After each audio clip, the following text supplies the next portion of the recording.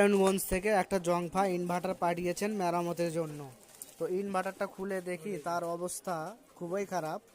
এই সাইডে বোর্ড পুরোটাই পুড়ে গেছে, মসফেট তো নষ্ট হয়েছেই, পাশাপাশি বোর্ডের এই যে এই পাশের অংশ বোর্ডের প্রিন্ট একদম পুড়ে গেছে।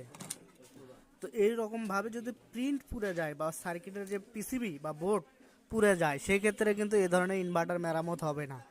যারা ইনভার্টার সার্ভিসিংয়ের জন্য পাঠান তারা অবশ্যই উপরের 4টা নাট খুলে দেখবেন সার্কিট পুড়ে গেছে কিনা।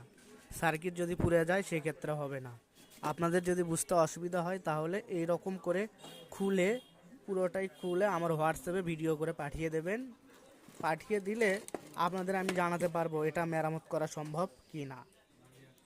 তো এটা আসলে মেরামত করা সম্ভব না, কারণ এর যে পিসিবিটাই পুড়ে গেছে, একদম ছাই হয়ে গেছে।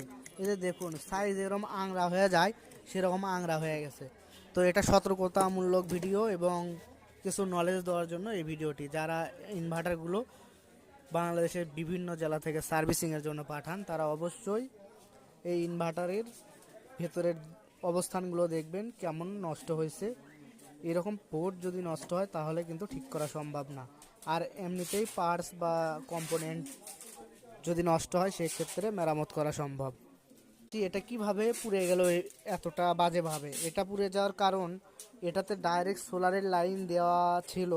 এই যে দেখুন, সোলারের যে কানেকশনের পিন এগুলোও কিন্তু পুরার মতো অবস্থা। এটা যদি সোলার যারা 4-in-1 হিসেবে সোলার লাগিয়ে 24 ঘন্টা ব্যবহার করেন, সেই জন্য কিন্তু এই ডিভাইসগুলো এরকম বাজেভাবে পুড়ে যায়। আমার পরামর্শ থাকবে আপনারা কন্ট্রোলারের মাধ্যমে সোলারে ব্যাটারিকে চার্জ করবেন এবং ব্যাটারি থেকে ইনভার্টারের সাপ্লাই নেবেন, এই সার্কিটগুলো পুড়বে না। তো আমার সার্ভিস সেন্টার, এখানে আমি ইনভার্টারগুলো সেল করি, পাশাপাশি আইপিএস তৈরি করে থাকি এবং ইউপিএস বিক্রয় করে থাকি। বগুড়া শহরের মধ্যে কেউ যদি ভিডিওটি দেখে থাকেন তাহলে সরাসরি আমার দোকানে এসে ইউপিএস পুরনো কিনতে পারবেন, আইপিএস কিনতে পারবেন এবং ইনভার্টার কিনতে পারবেন। তো আজকের মতো ভিডিওটি এই পর্যন্তই ছিল, দেখা হবে নেক্সট ভিডিওতে।